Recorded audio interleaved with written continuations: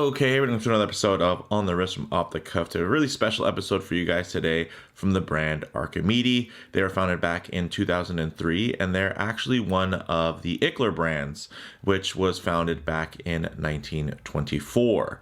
Now, of course, the Ickler brand was always aiming to offer high quality models at an affordable price point, and the Archimede sub-brand really follows those ideals still today. If you guys are fans of the channel, you've probably noticed I've reviewed quite a few Archimedes over the years, and I own even a few, and they're within this particular line, which is the outdoor line. Now, the Archimede Outdoor definitely falls underneath the category of an everyday adventure watch. Some key common characteristics in design language when you're looking for a watch that you can wear and take with you on your everyday adventure. Of course, you're going to want something that is sporty, legible, and tough, typically with additional water resistance over a traditional field watch. This is their Outdoor 39 SWDLC, and it's a special edition blacked out version of their popular Outdoor Protect 39 model, commemorating 20 years of the Archimede brand. Now, you can get this for 1,075 euro plus shipping, and that's excluding VAT. Of course, if you were local, then you would not have to pay the shipping.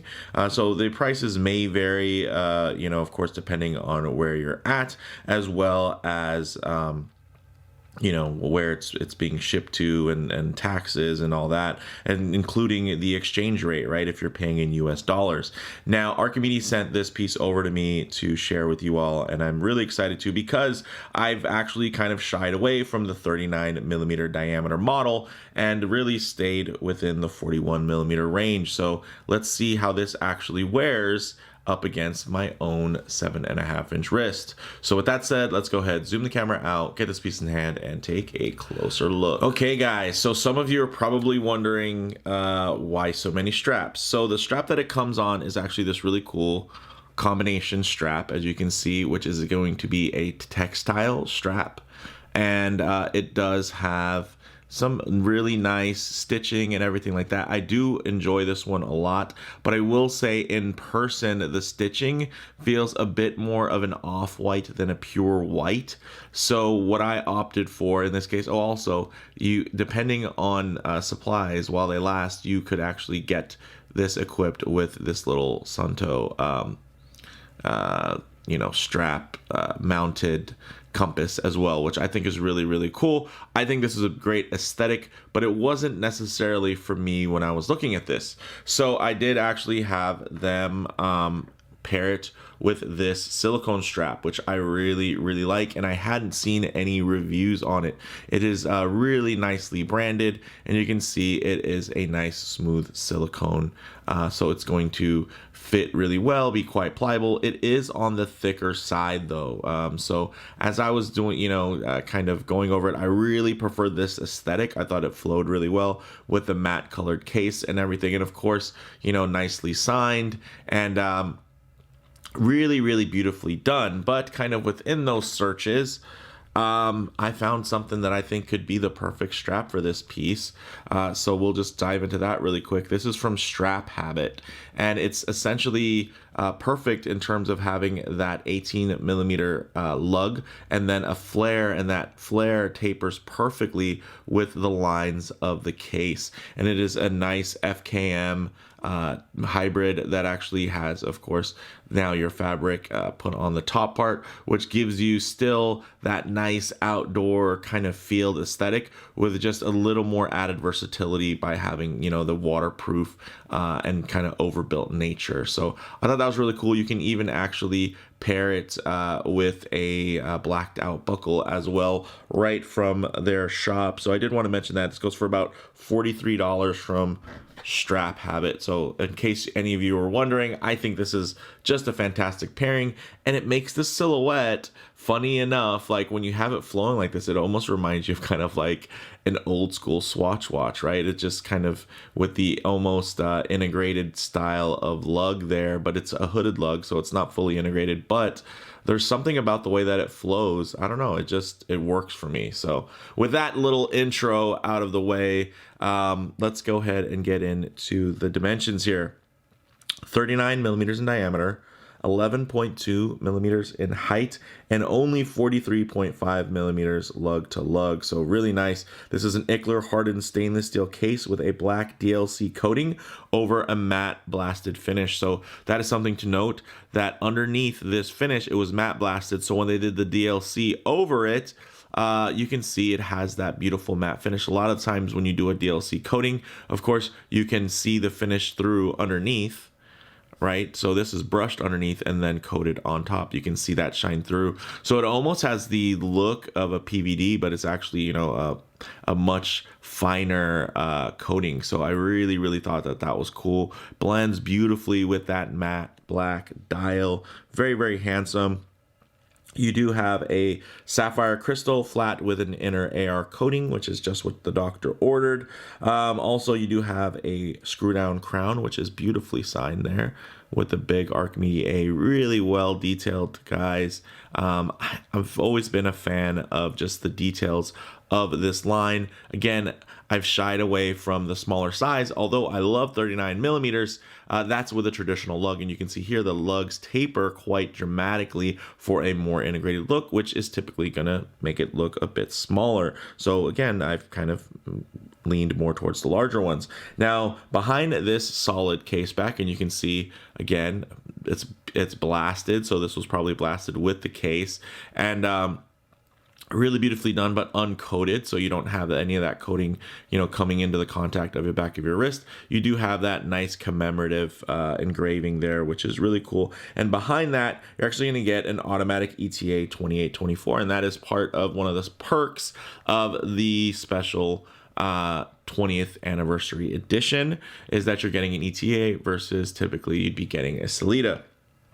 Now, the dial is matte black, of course, printed all the way around, painted hands, really nicely done in terms of the color blocking and the way everything kind of flows together.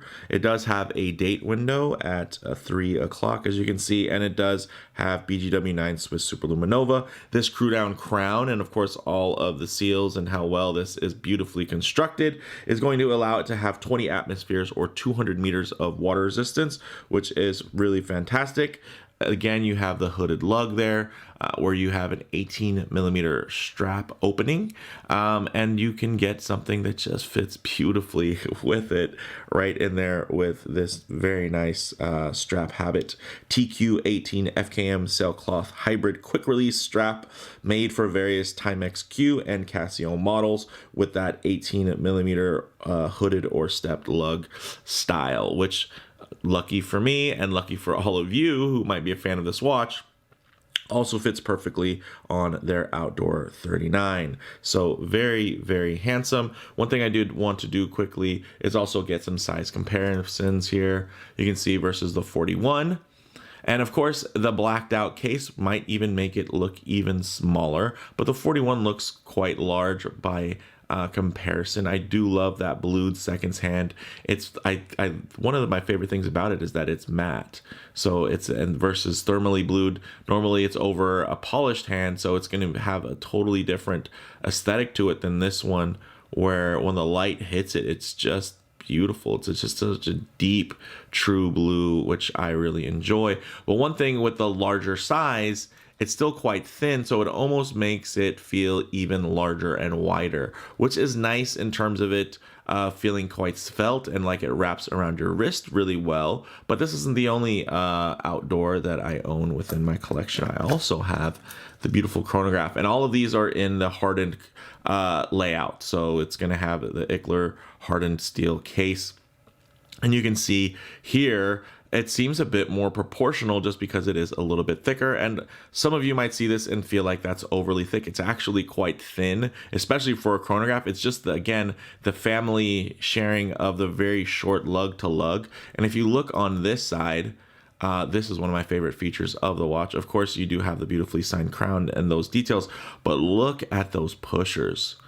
there, just gorgeous. Look at the chamfered edges there. It's just something that you can't find in a lot of other models. So for me, you know, within that very popular space of, you know, hardened steel, overly built, just beautifully simple and minimalist chronographs, this was it for me. It just hits all the marks, and it's actually much more affordable than a lot of the competition. Let's say if you were to look at a Zin or a Damasco. So very, very nice, and I think a bit underappreciated. But seeing it here next to this, you can see it does have a much smaller footprint. The nice thing is that there's less crossover. So if you already own this one, I think you can definitely, or either really. The main difference with the larger model here is you're going to get more anti-magnetic properties because of that, basically the cage around the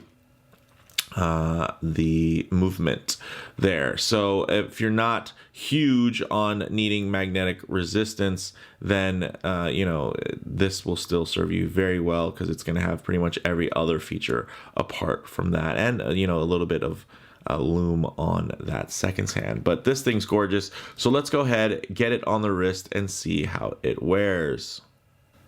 Okay guys, as you can see on my 7.5 inch wrist, this wears really beautifully, and I know some of you are thinking, oh man, that smaller size is perfect. And I will say, it's hard to argue, even if I get my wrist a bit closer to the lens there, and you're going to see some distortion in terms of the perspective, it's going to look much larger on the wrist. So what I'll do is I'll go ahead and rest my wrist nice and low, and then just tighten up the frame so you guys can get a bit more of a detailed look, while still keeping a truer aspect ratio as to how this might sit on your own wrist.